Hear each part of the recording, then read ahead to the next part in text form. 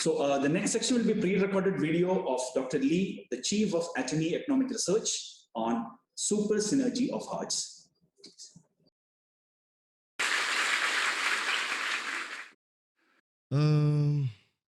कुछ आंकड़ों में मैंने देखा कि कोरिया में 3,000 लॉटरी विजेता थे। यहाँ किसी ने लॉटरी से $1 मिलियन जीते हैं? ऐसा लगता तो नहीं है। कोरिया की तुलना में अमेरिका में लॉटरी के बड़े पुरस्कार होते हैं।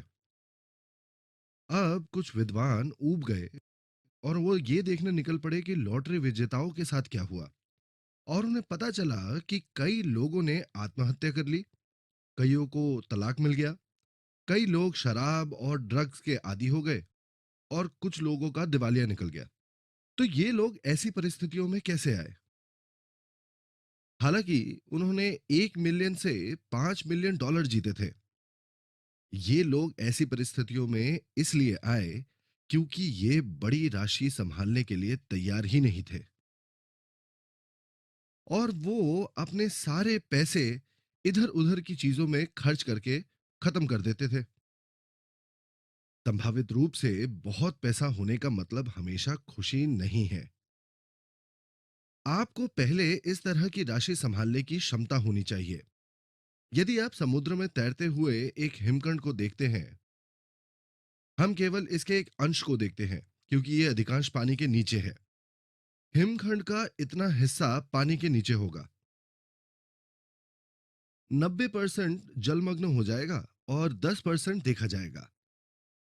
इस बर्फ का घनत्व लगभग 0.9 है, इसीलिए इसका 90% डूब जाएगा और केवल 10% तैर जाएगा। यदि हम मानते हैं कि ये 10% यहाँ प्रदर्शित करता है व्यवसाय या आय की सफलता, इसके ऊपर और ज्यादा रखकर आप परिणाम को नहीं बदल सकते। यदि आप चाहते हैं कि ये ऊपर उठे, तो आपको नीचे और अधिक जोड़ना होगा। लॉटरी विजेता का हिमखंड हालांकि अधिक इस तरह लग रहे हों, दूसरे शब्दों में ये लॉटरी विजेता बड़ी मात्रा में पैसे को संभालने में सक्षम ही नहीं थे, लेकिन वे ऐसा करने की क्षमता नहीं रखते थे यदि उनके पास पैसे को नियंत्रित करने की गहराई नहीं थी। क्या होता है जब वे लॉटरी जीतते हैं? ये हिमखंड उल्टा हो जाता है ना? ये अमेरिका और ब्रिटेन जैसे देशों में क्यों है? क्योंकि वहां पुरस्कार राशि जो है वो एक साथ देने के बजाय पेंशन की तरह दी जाती है। अन्य लोग आत्महत्या करते हैं, तलाक लेते हैं, बार, ड्रग्स या शराब के आदी हो जाते हैं या दिवालिया भी हो जाते हैं। वे पैसे को संभालना नहीं जानते, इसीलिए पैसा आपको खुशी नहीं देगा। बिना मेहनत के आप इसे कमाते हैं, ऐसा मैं चलिए आपको समझाता हूं। आप इस 90% की क्षमता बढ़ा सकते हैं और इसे समझाने के लिए आज ये जो व्याख्यान है इसका शीर्षक है super synergy of United heart. मुझे लगता है कि आप में से कई लोग इस वाक्यांश को सुन चुके हैं और आप सोच रहे होंगे उस वाक्यांश का क्या मतलब है। मूल चीनी में एकीकृत या एकजुट के लिए वर्ण का उपयोग किया जाता है। वहीं चरित्र दूसरे वाक्यांश में दिखाई देता है, परिवार का प्रबंधन करने के लिए किसी की नैतिक खेती का उल्लेख करता है। इस चरित्र को विभिन्न तरीकों से इस्तेमाल किया जा सकता है। संभवित रूप से आप अपने 29 नैतिकों को साधने से परिवार को एकजुट करते हैं। मुख्य रूप से super synergy of United heart एक ऐसी चीज है जिसमें आप अपने खुद के मन को विकसित करते हैं और एक मन और एक दिल के हो जाने पर एक सामान्य लक्ष्य के लिए एक साथ काम करने के लिए आगे बढ़ते हैं। जब तक हम सभी एक समूह के रूप में काम नहीं करते, एमएलएम व्यवसाय में सफलता हासिल करना मुश्किल होगा।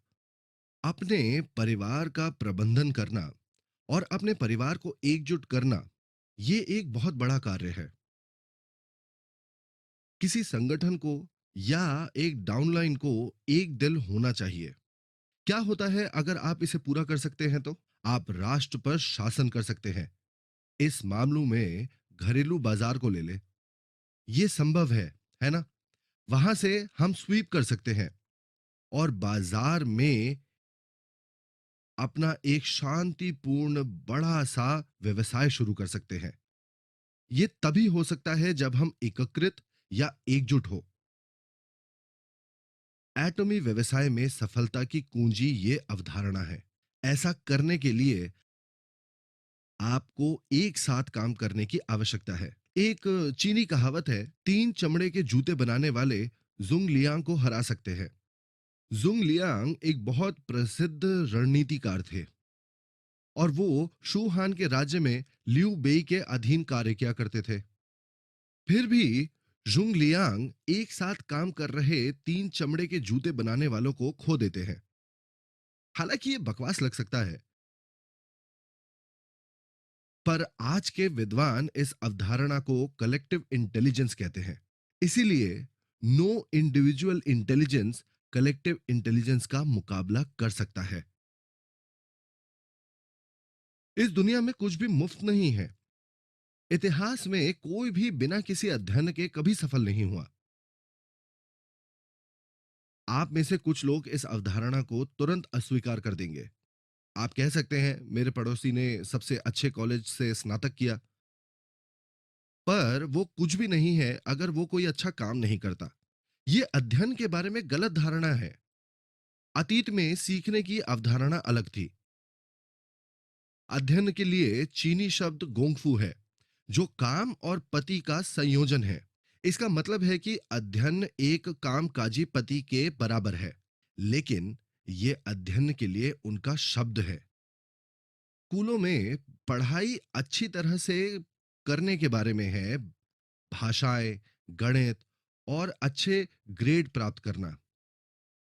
पर फिर भी ये पूरी अवधारणा का केवल एक तिहाई ही है और ये केवल हमारे बौद्धिक अनुशासन के बारे में है। कृषि और औद्योगिक अवधि को हर साल सम्मानित किया जाता है और ये सिर्फ बौद्धिक अनुशासन के साथ अच्छा रहता है।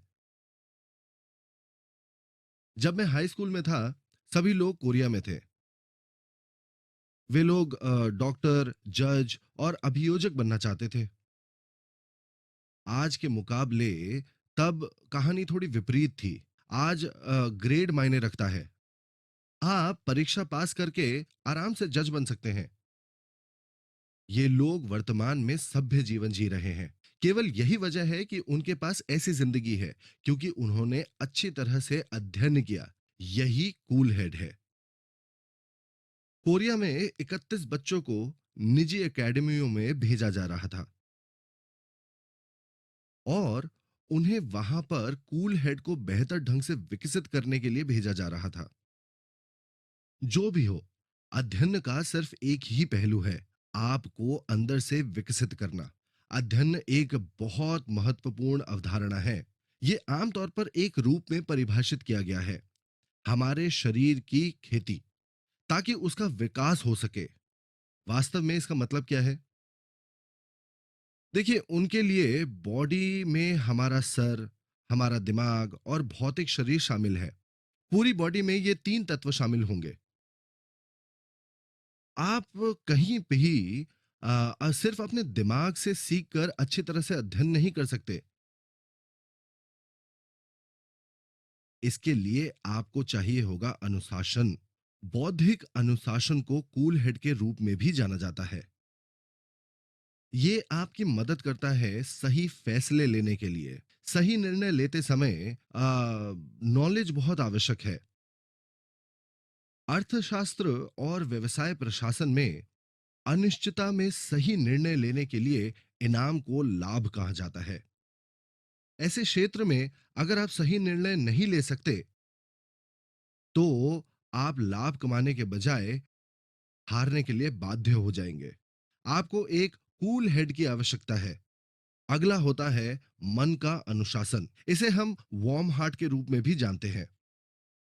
आप सोच सकते हैं कि आप दूसरों को धोखा देकर अच्छी तरह से जी सकते हैं, लेकिन ऐसे किसी भी इंसान को मैं आज तक सफल होता हुआ नहीं देख पाया हूं। आपको इस काम में एक अच्छे स्वभाव और अच्छे दिल का होना बहुत ज्यादा आवश्यक है। जब तक आप अपने सहयोगियों और अंततः नागरिकों के लिए कुछ उपयोगी नहीं करेंगे, तब तक आपका कुछ नहीं हो सकता। कई विद्वानों का यह मानना है कि आप सफलता को प्राप्त करने में सक्षम हैं। अचूक लक्षण जैसे दृढ़ निश्चय, ईमानदारी से, इच्छा से, नैतिकता से, वर्ग और ईमानदारी सभी के दिल में बसे हुए होते हैं। अभी भी अगर आपके पास कूल हेड और वार्म हार्ट है, जब तक आप कार्रवाई नहीं करेंगे, तब तक ये शून्य हो जाएगा। मतलब आपको इसके ऊपर कुछ ना कुछ करना जरूरी है। आपको जरूरत है व्यस्त हाथ और पैरों की। इसका मतलब है कि आपको स्वस्थ और मेहनती होना होगा। इसके अलावा एक बार जब आप कूल हेड और वार्म हार्ट प्राप्त कर लेंगे, तब बिजी हैंड्स एंड फीट होने के कारण आप कुछ ना कुछ जरूर अपने जीवन में कर पाएंगे। सभी संस्कृतियों में से जो आपको अपने शरीर के साथ करने की आवश्यकता है, उसमें से सबसे मुश्किल होता है अंतिम अनुशासन। ये बहुत कठिन प्रशिक्षण है। समय से पहले कल्टीवेशन में हमारे पास 4 गुण होते हैं: अनुसंधान, ज्ञान, ईमानदारी और सुधार। संस्कृति, कूल हेड और वार्म हार्ट की पढ़ाई के बाद आता है। एक बार देखें कि व्यस्त हाथ और पैरों का अनुशासन करना बहुत ज्यादा मुश्किल होता है। यदि आपका सर जानता है कि कल सुबह 5 बजे जगना है, एक्सरसाइज आपके शरीर के लिए अच्छी है, आप ऐसा करने के लिए दृढ़ हो जाते हैं। लेकिन उठने के बजाय आप सोते ही रहते हैं। वहां कुछ नहीं बदला, क्योंकि आपका शरीर हिला ही नहीं। ये एक व्यक्ति की आदत या काम नैतिक के रूप में देखा जा सकता है। सभी 3 क्षेत्रों को अनुशासित करके सफलता प्राप्त करने की प्रक्रिया को कल्टीवेशन कहा जाता है, और ये अध्ययन के रूप में भी जाना जाता है। यदि 3 विषयों में वार्म हार्ट सबसे महत्वपूर्ण कारक है, तो अमेरिका में सफल लोगों का ये मानना है और उनका ये विचार है कि एटमी जैसे व्यवसाय में सफल होने के लिए आपको आवश्यकता है एक ईमानदारी से इच्छाएं प्रकट करने की। और अगर आपके पास ये ड्राइव नहीं है, तो आप सफल नहीं हो सकते, आप सफलता नहीं हासिल कर पाएंगे। जब तक आप अपने वार्म हार्ट को अनुशासित कर सकते हैं, स्वचालित रूप से कंपनी के बारे में आप बहुत ज्यादा और बहुत अच्छा सीखना शुरू कर देंगे। उत्पाद और सफलता के लिए आवश्यक कई अन्य ज्ञान होते हैं। आप फिर से कार्रवाई शुरू करते हैं, पर फिर भी अगर आप अपना मन नहीं बनाते, अगर आपके अंदर सफल होने की प्रबल इच्छा नहीं है, तो आप अपने शरीर को स्थानांतरित करने की उम्मीद कैसे करते हैं? आप एक गर्म दिल के साथ शुरुआत करते हैं और बाकी का पालन करते हैं। जो लोग पहली बार यहाँ आए हैं, वे कुछ कारक है जिन्हें आपको ये तय करने से पहले देखना होगा कि क्या करना है। ये आपके द्वारा किए जाने वाले किसी भी व्यवसाय के लिए सही होगा, और ये सिर्फ एटमी में ही लागू नहीं होता। इसके अलावा दूसरों पर भरोसा करने के बजाय आपको स्वयं जानकारी एकत्रित करनी चाहिए और उसकी जांच करनी चाहिए। ये बहुत आवश्यक है। आपको ये देखना होगा कि क्या ये एक कानूनी कंपनी है। बहुत कम कंपनियां हैं जो आजकल अवैध रूप से काम करती हैं। जो कंपनियां अचल संपत्ति की योजना बनाती है, पिरामिड योजनाएं और अप्रकाशित धन उगाने वाले खबर में ऊपर हमेशा ही रहते हैं, क्योंकि वे आमतौर पर अवैध ही होते हैं। ये कंपनियां कानूनी रूप से मान्यता प्राप्त नहीं करते हैं। संभावित क्या ये एक कानूनी कंपनी है? अगर कंपनी को वैध रूप से स्थापित किया गया है, जिस तरह से व्यवसाय का प्रबंधन और विकास किया जाता है, वैसा ही कानूनन भी किया जाना चाहिए। दूसरा पहलू सीईओ की नैतिकता और क्षमताओं के संबंध में है। जब तक कंपनी धर्मार्थ कार्य नहीं करती, तब तक सीईओ के पास अच्छी नैतिकता नहीं हो सकती। यदि ऐसा होता है, तो आप मित्र, पड़ोसी, इन सब को बेहतर विकल्प दे सकते हैं। पर जब तक उनके पास क्षमताओं की कमी है, वे कंपनी के सीईओ होने पर असफल ही होंगे।